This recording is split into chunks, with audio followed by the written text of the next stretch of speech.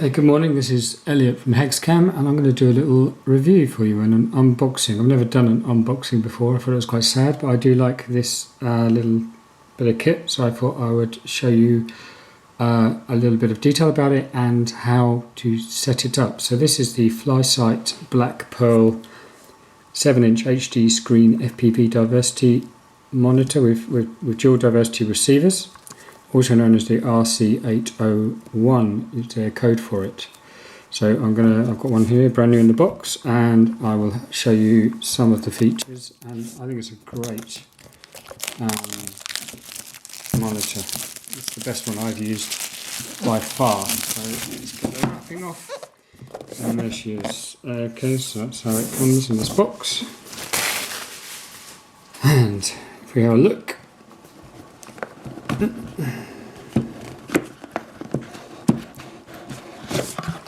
okay, instruction manual, foam, it's very well packed. Here is your monitor, and there was me. I'm going to take that. I'm not going to take that off because I've got another one to show you. So you can see it has a number of useful features. It has, I don't know if you can see here, but that's HDMI in. It has AV in. It has diversity out, so this is taking the feed from the diversity, and it also has separate feeds for the two diversity receivers. So if you're running two separate receivers, you could actually receive them both through this screen and then take one of the feeds out or both of the feeds out to separate monitors to show the feeds individually rather than having to switch between them, but you can obviously switch between them. On the other side you have a DC in, and it has got an internal battery. Okay, so it's a nice little internal battery that you can buy spares of and swap in and out very simply. So there's no wires. This is it. When you're out in the field, this is all you have to hold.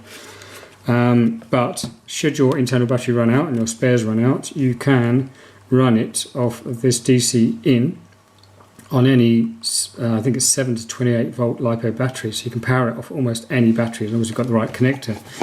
To allow you to do that, they also supply you with, okay, sunscreen. Take that out of the way, a couple of AV leads. So you've got a couple of AV leads there to get you in and out. They supply you with this cable, which has that connector on it. So as long as you fit one of those, or obviously you could swap that connector for another one, then you can get your DC in on, I think, 7 to 28 volts. They also have a DC out, so should you want to power something else off it, like goggles or whatever, you can feed it in from the battery, and then you can feed out off this one to keep it all nice and tidy. And again, it's got the other version of that connector on there. It also comes as standard with 2 antennae, so that's where you get in your box. Put that out of the way.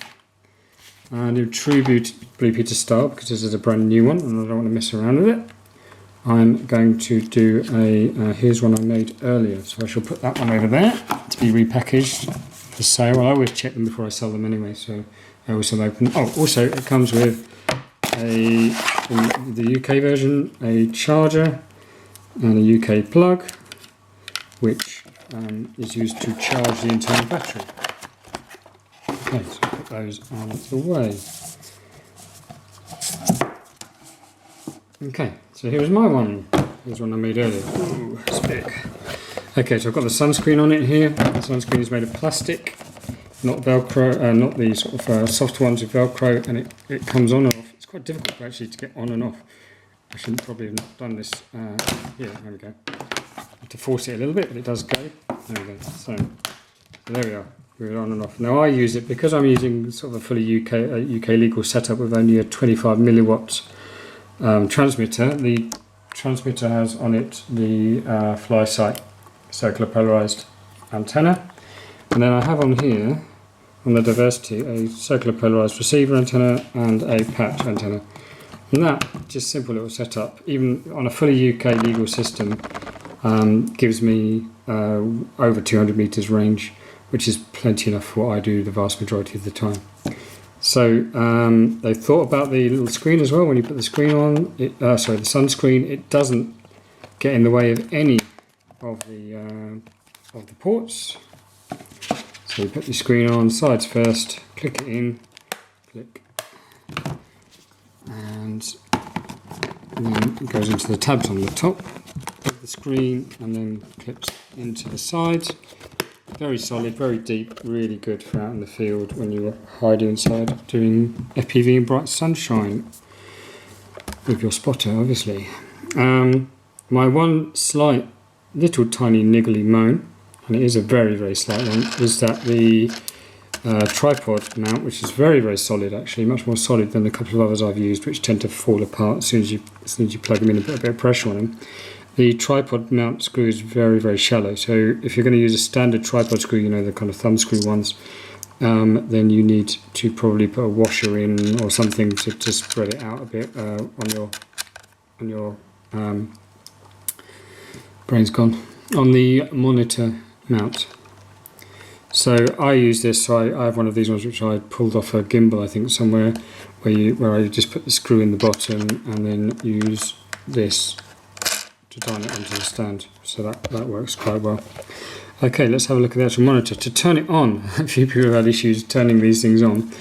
You press and hold the power for about 5 seconds and then let go, and you'll see it power up its fly sight thing. And let that get focus if it can. I'm not sure it can. There we go.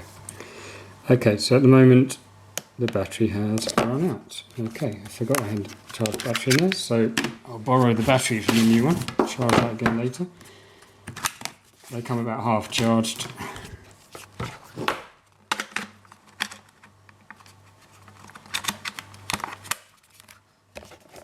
Let's try again.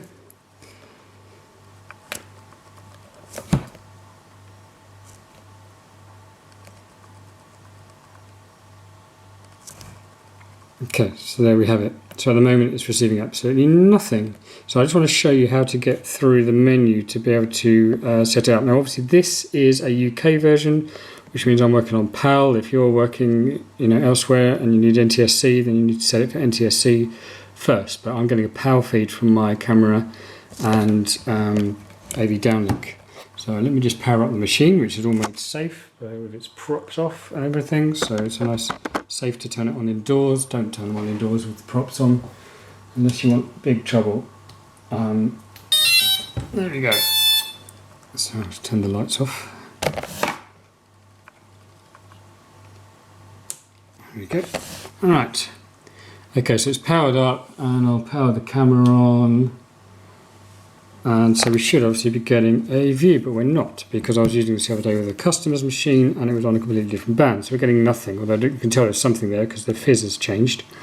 So to get into the menu, you've got, it's hard to see the buttons here, I'm sorry, you've got power button, you've then got an M button, you've then got arrow down, arrow up, minus and plus.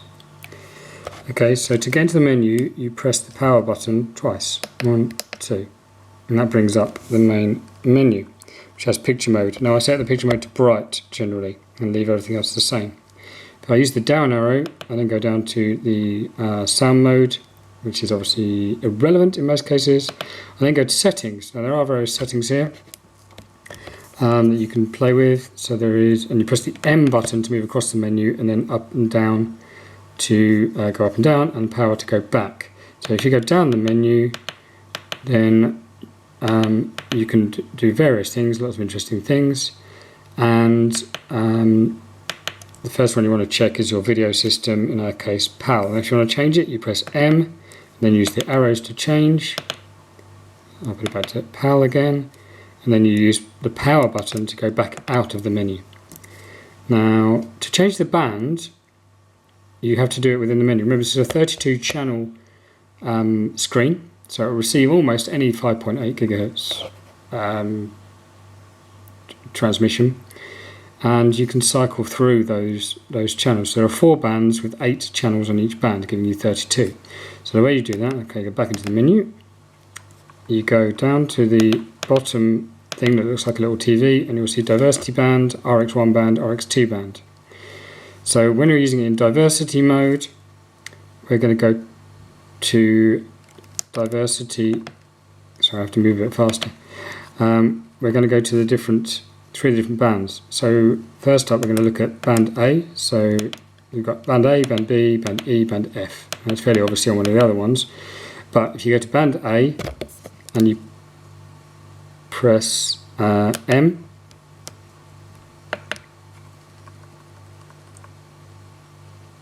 Sorry, my gimbal is making some odd noises there, which is why I paused.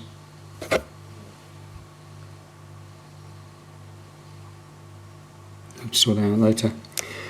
Right, to cycle through the channels, now it's very hard to see when there's fizz, but you cycle through the channels by pressing the plus and minus buttons. So at the moment, if I press plus, I'm on band A, channel 2, which you can't see, channel 3, channel 4, channel 5, channel 6, channel 7. Oh, and there it is. It is on band A. So we're on band A, channel 7, with my OSD information overlaying my video. I can try channel 8 as well. Channel 8, there's nothing. Okay, to go to another band, should you want to try it, we can go to the menu, down, M again, to change it to say band E, and then power to come out of there, so you can see my best. It says band E channel 8, so we'll go band E channel 1, channel 2, channel 3, channel 4, channel 5, channel 6, channel 7, channel 8. So there's nothing on band E.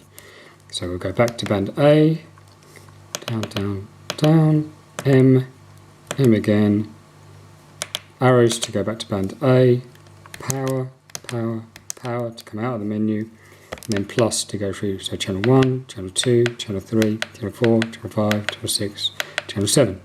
And there we are, back on my screen.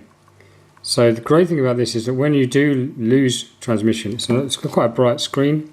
You can mess with the contrast and so on to get it to your optimum as you want to see it. And it doesn't blue screen. So as it starts to fade into the distance, which I may not be able to do here, obviously, but I can't get it to fade. But as it fades into the distance and the signal weakens, then you will get the kind of snowstorm rather than blue screen. So you're not going to lose everything completely, which is what I find always very, very useful. And that is about it. It does exactly what it says on the tin. It's lightweight. It will sit on your monitor mount nicely. No wires, no messing around, just simple. That is what I like.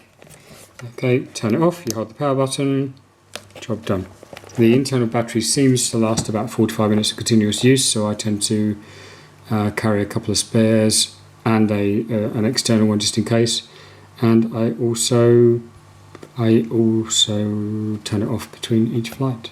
Anyway, this is Elliot from Hexcam rambling on, and I will do another sort of review at another point. Bye.